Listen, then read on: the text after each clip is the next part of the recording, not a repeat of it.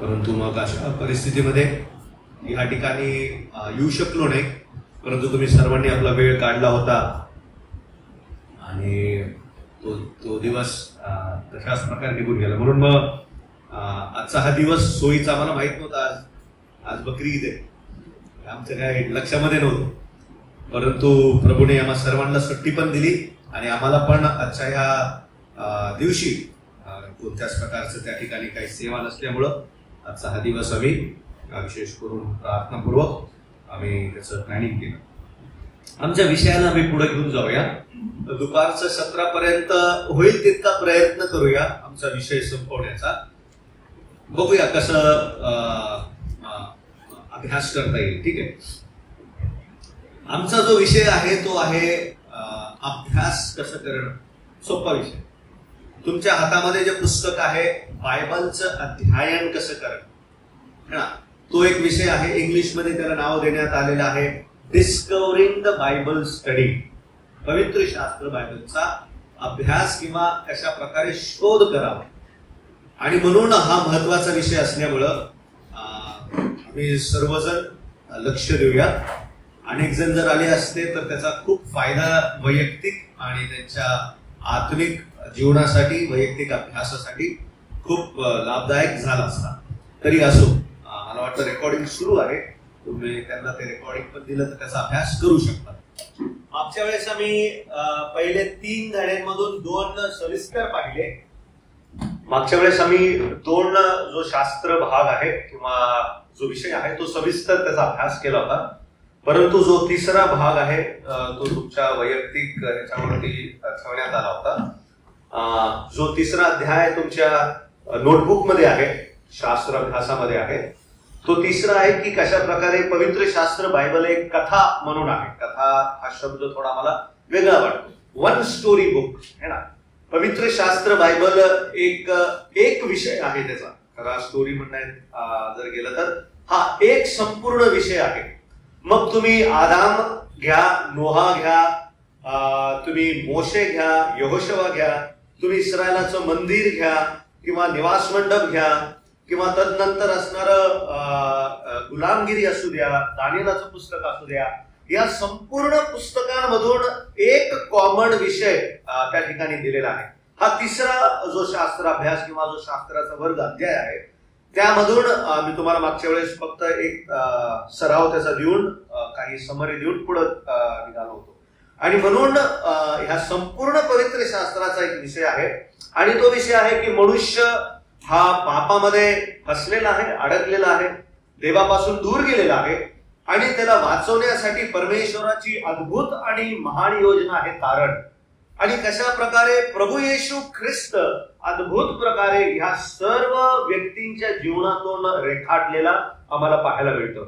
आदामामध्ये किंवा उत्पत्तीमध्ये प्रभू येशू ख्रिस्ताबद्दलच्या भविष्यवाण्या आम्हाला पाहण्यास त्या ठिकाणी प्राप्त होतात. म्हणून संपूर्ण पवित्र शास्त्राचा एकच अर्थ किंवा एकच विषय आहे, तो म्हणजे प्रभू येशू ख्रिस्त आणि मनुष्याची सुटका. कशा प्रकारे मनुष्याला सोडवून प्रभू येशू ख्रिस्त या जगामध्ये 1000 वर्षाचं राज्य करणार आहे, हा संपूर्ण ह्या पवित्र शास्त्राचा विषय एकच आहे.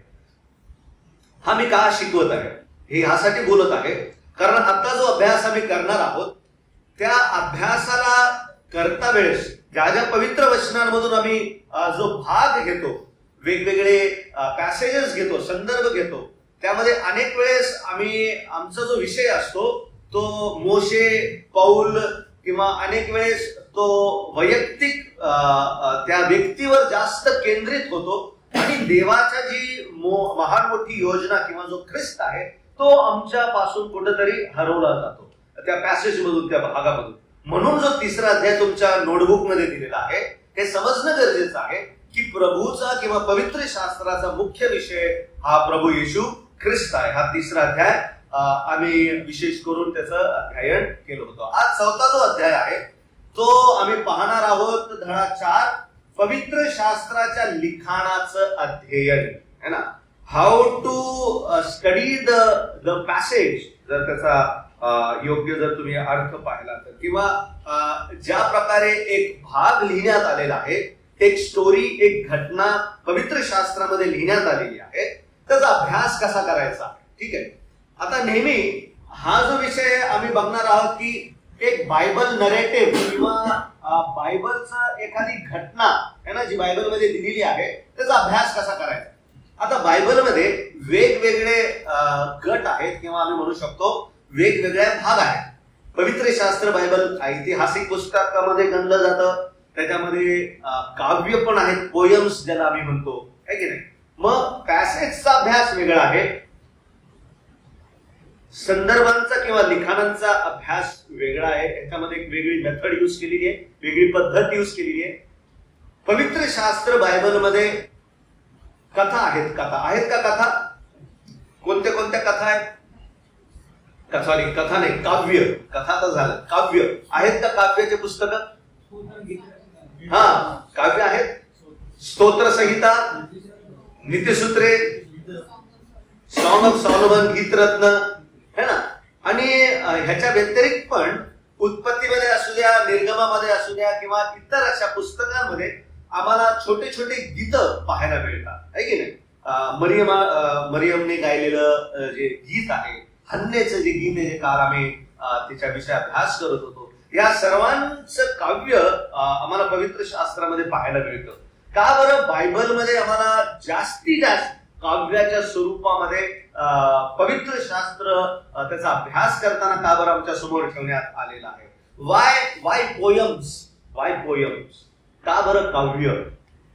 का बरं डायरेक्ट इतिहास किंवा डायरेक्ट प्रभू येशू ख्रिस्ताची घटना का बरं डायरेक्ट नाही? का बरं काव्यांना समोर ठेवण्यात आले आहे? त्याचा अभ्यास करणं गरजेचं आहे. मग ज्यावेळेस एका संदर्भाचा किंवा एका पॅसेजचा, एका भागाचा अभ्यास करतो, मग ह्याच्या मागे असणारं तत्व आणि ज्यावेळेस एक काव्याचा अभ्यास करतो मी, त्याच्या मागे असणारं तत्व, ह्याच्यामध्ये फरक आहे. मग पवित्र शास्त्र बायबलमध्ये कॅरेक्टर स्टडी आहे, पात्रांचा अभ्यास आहे. त्याला पण करता वेळेस कशा प्रकारे तो विषय वेगळा आहे. पवित्र शास्त्र बायबलमध्ये पत्र आहेत, पत्रांचा अभ्यास कसा करायचा आहे.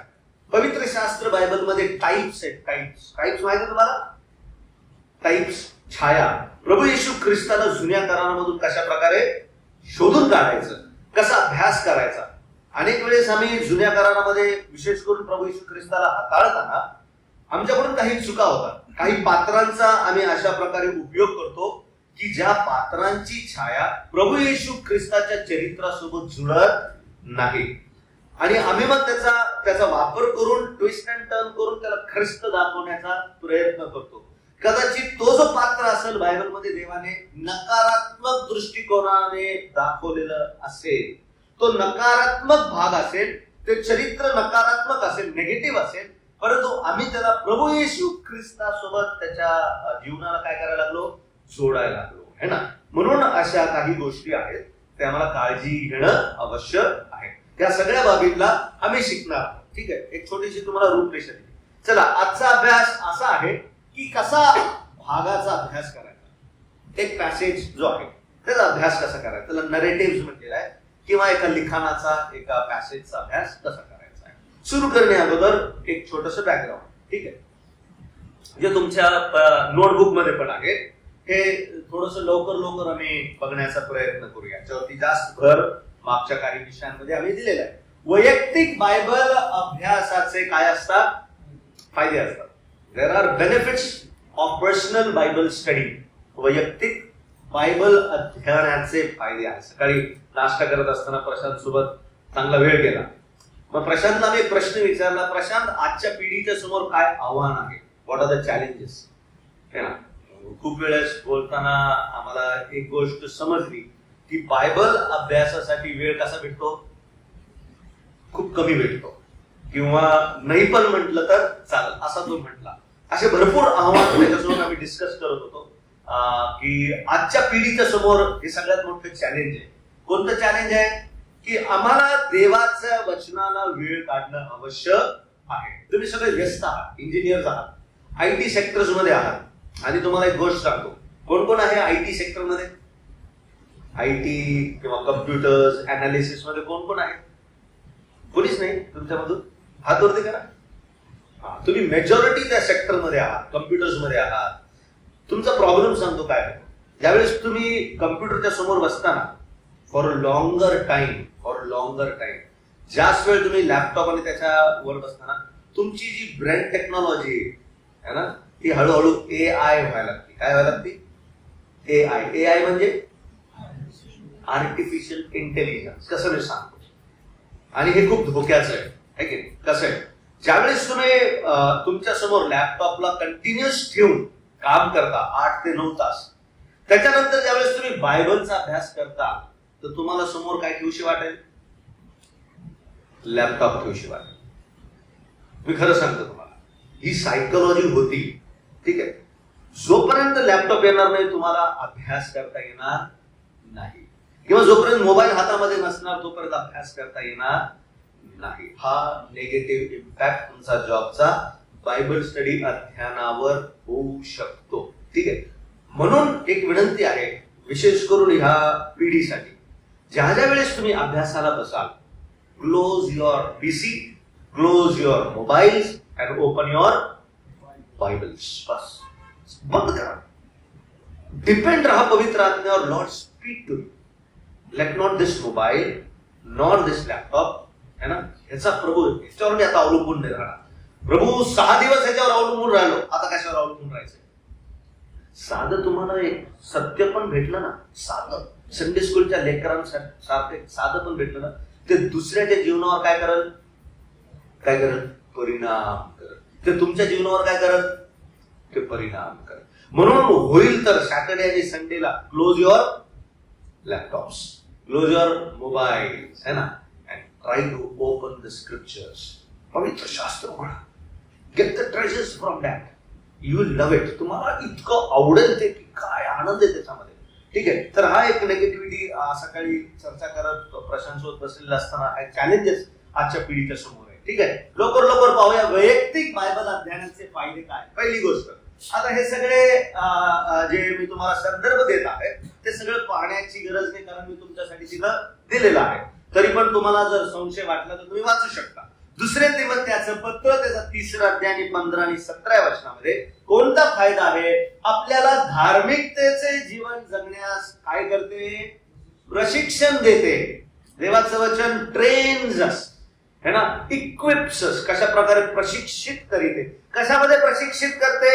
धार्मिकतेचे जीवन, एक रायचस लाईफ म्हणजे धार्मिकतेचे जीवन म्हणजे that which is right in the eyes of God. जे देवाच्या दृष्टिकोनाने योग्य आहे ते जीवन, त्या जीवनाची शैली जगण्यास प्रभू आमचं काय करतो? संकेत सहाय्य करतो. समजलं? बायबल अध्ययनाचा फायदा काय आहे? देवाच्या दृष्टीने व्हॉट इज राईट, देवाच्या दृष्टीने काय योग्य आहे ते योग्य जीवनशैली जगण्यास मला बायबल काय करतं? मदत करतं. मग जगाची छान छौकी आता एक मेंटॅलिटी झालेली आहे, जशी IT ची मेंटॅलिटी सांगितली मी तुम्हाला, तशाच प्रकारे आजकाल मंडळीमध्ये एक दृष्टिकोन झालेला आहे. कोणता दृष्टिकोन? आजकालच्या जगाचा दृष्टिकोन आहे. मी आणि रिवल ज्यावेळेस ट्रेनमध्ये येत होतो त्यावेळेस आम्ही डिस्कस करत होतो. काय मेंटॅलिटी झालेली आहे? मंडळींची मेंटॅलिटी झालेली आहे कस्टमर ओरिएंटेड वर्ल्ड आहे आजचं. कसं जग आहे? कस्टमर माइंडसेट आहे. आमच्या सगळ्यांची मानसिकता किंवा दृष्टिकोन कसा झालेला आहे? व्यापार, बिझनेस है ना, कस्टमरला गिराईक म्हणतो आम्ही है ना. मंडळांमध्ये आमचा पण दृष्टिकोन कसा झालेला आहे? कस्टमर सारखा झालेला आहे है ना.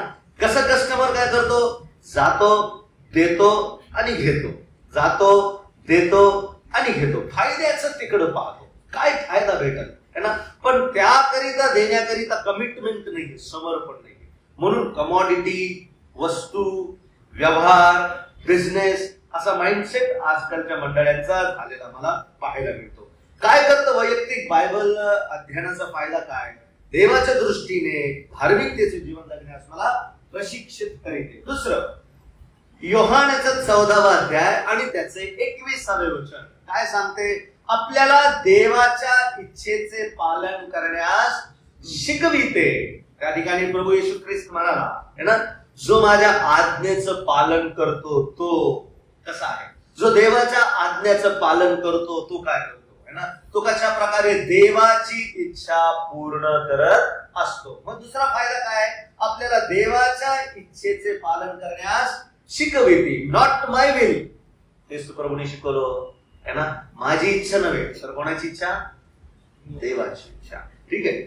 मग ह्या इच्छेला मी माझ्या जीवनाच्या प्रत्येक एरियामध्ये तपासणं गरजेचं आहे. विल ऑफ गॉड, देवाची इच्छा माझ्या कामाच्या एरियामध्ये है ना, माझ्या कौटुंबिक एरियामध्ये है ना, माझ्या मंडळीच्या एरियामध्ये, माझ्या मित्रांच्या एरियामध्ये, किंवा ज्या ठिकाणी मी जास्त वेळ घालवतो त्या ठिकाणी परमेश्वराची इच्छा काय.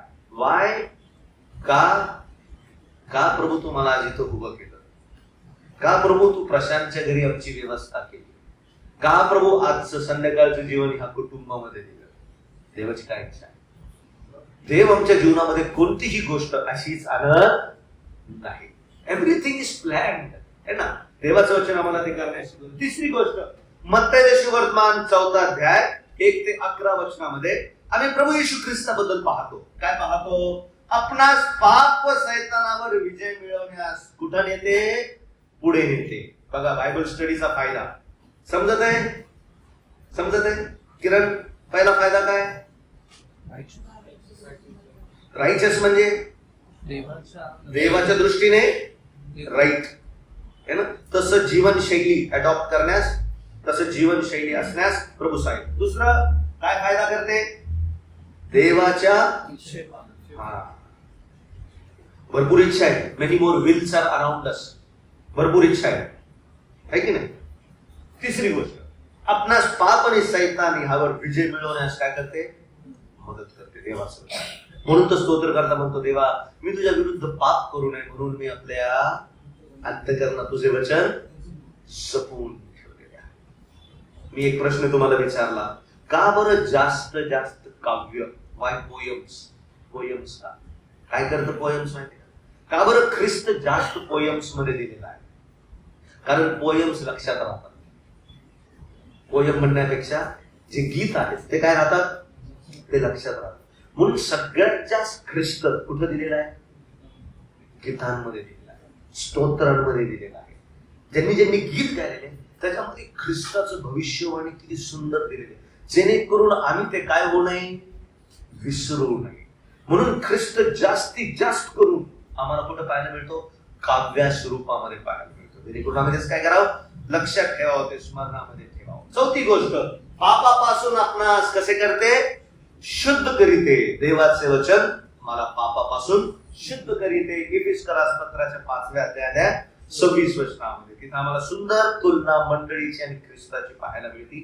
ख्रिस्त कशा प्रकारे मंडळीला, जिच्यामध्ये सुरकुती नाही, जिच्यामध्ये दोष नाही, डाग नाही, त्या प्रकारे बनवण्याचा प्रयत्न करते. तसं देवाचं वचन मला रोज आणि रोज माझं जीवन पवित्र आणि शुद्ध करायचं प्रयत्न करते. पाचवी गोष्ट, आपले जीवन फलदायी बनविते. जो बायबलचा अभ्यास करतो त्याच्या जीवनात काय दिसून येतात, कोणते, आता कोणता सीझन चालू आहे, कोणत्या फ्रुट्सचा सीझन चालू आहे, आंबा है ना. पण आपल्या याच्यात 12 महिने चायनावाले कोणते पण फळ पाठवतात है की नाही, कोणते पण. बघा बायबल किती सुंदर बोलतो, तो आपल्या हंगामी, म्हणजे फळांचा काय असतो, एक हंगाम असतो. परंतु आपल्या इथं कोणते फळ आता कोणत्या पण हंगामामध्ये काय करायला लागले, या लागले. मग एक विश्वासणाऱ्याच्या जीवनातून कोणतं फळ येणं आवश्यक आहे ना. आध्यात्मिक फळांची प्रभू आमच्या जीवनातून काय करतो, अपेक्षा करतो. When we read the Bible, तेव्हा अभ्यासाचं, देवाच्या वचनाचा अभ्यास करतो. एफिसकराच्या पत्रामध्ये आम्हाला त्या किती फळ पाहायला मिळतात, किती फळ आहे, गलती, सॉरी, थँक्यू मस्के ब्रदर, गलतीकरास पत्राच्या 5व्या अध्यायामध्ये आहे की नाही, किती फळ पाहायला मिळतात, 9 फळ पाहायला मिळतात है ना. कोणते आहेत ते, प्रीती, सहनशीलता, शांती, नम्रता, इंद्रिय दमन है ना. या सगळ्या आमच्या जीवनातून पाहायला मिळतात. एव्हरी डे चेक, रोज चेक करा. जसं कुंडीला जाऊन बघता ना, फुल आलं की नाही है ना, आज कोणतं पान सुकलं की नाही, तसं आपल्या जीवनात बघा आज कोणतं फळ सुकलंय का, काहीतरी कुठं गडबड आहे का, प्रीतीमध्ये, शांतीमध्ये. ठीक आहे, पुढे जाऊ. 6वं, आपल्या प्रार्थना सामर्थ्यवान बनविते. If you are a good Bible student, जर चांगले विद्यार्थी असाल तर तुमच्या प्रार्थना काय होतात, कशा जातात, सामर्थ्याने जातात, है की नाही? खूप अन्नाची प्रार्थना सामर्थ्याने गेली. का सामर्थ्याने गेली? तिच्या त्या प्रार्थनेचा शब्द किती सुंदर प्रकारे त्या ठिकाणी रेखाटलेला आहे, है ना? कालरीवाल ब्रदर म्हणाले तिचा चेहरा का बरं उदास आहे. तेच ब्रदर सकाळी विचारलं, तुमचे चेहरे मी पाहत होतो किती जण उदास आहे, है ना? उदास आहे याचा अर्थ मी आज काय नाही केली, प्रार्थना केली, है ना? ज्याचा चेहरा आनंदी असतो, जरी जीवनामध्ये त्रास आहे, कष्ट आहे, तरी त्याचा चेहरा कसा राहील, आनंदी. कारण काय करून आला, प्रार्थना करणार, है ना? मग देवाचं वचन मला काय करते, चांगला प्रार्थना करणार. मी खरं सांगतो, आमच्यामध्ये ज्यावेळेस प्रार्थना करायला तरुण उठतात, बी केअरफुल. बघा तुमच्या प्रार्थनेमध्ये शास्त्राचे शब्द आहेत का, है ना? पवित्र आत्म्यापासून भेटणारे शब्द, पवित्र शास्त्राचे शब्द ते जर असतील, ते या ठिकाणी ऐकणाऱ्याच्या जीवनाला काय करतील, स्पर्श करतील, है की नाही? म्हणून होईल तितका प्रयत्न करा, try to use the scriptures in your prayer. पुढची गोष्ट है ना, थोडक्यात म्हणजे एक मजबूत ख्रिस्ती बनण्यास आणि मोहावर मात करण्यास काय करते, मला आधी सक्षम करीते, है ना? वैयक्तिक बायबल अभ्यासाचे फायदे. Discipline your self, discipline your life. खरं सांगतो, प्रशांतला विचारत होतो, भेटतो का रे वेळ तुला तुझ्या कामाच्या ठिकाणी? नाही म्हणे, खूप कठीण आहे. म्हणलो होऊ शकतं, है ना? आता मी प्राध्यापक होतो, पण मला कॉलेजमध्ये थोडा काय भेटायचा, एक वेळ भेटायचा अभ्यास करायचा, ते होत होतं. पण आजच्या IT इंजिनियर्सला इतकी व्यस्तता आहे, तिथून टाइम घेणं, टाइम काढणं काय आहे, खूप खूप चॅलेंज आहे, अवघड आहे, है ना? परंतु तरी देखील if you are working from home, work from home, you can have a beautiful time, है ना? ते करून तुम्ही थोडा वेळ देवाच्या वचनामध्ये घालवू शकता. ठीक आहे, चला पुढे जाऊया. पुढची आणि महत्वाची गोष्ट, आम्हाला काहीतरी शोध करायचा. कशाचा शोध? खजिन्याचा शोध, है ना? Seeking the treasures. कुठं येतो खजिना? कशाचा येतो खजिना? पवित्र शास्त्र बायबलमध्ये तो ट्रेजर आहे, खजिना आहे, है ना? बघूया त्याच्यामधून काय प्रभू आम्हाला शिकवतो. देवाच्या वचनावर प्रभुत्व मिळवण्यासाठी मोठ्या कशाची गरज आहे? शिस्तीची. शिस्त पाहिजे, डिसिप्लिन लाईफ, है ना?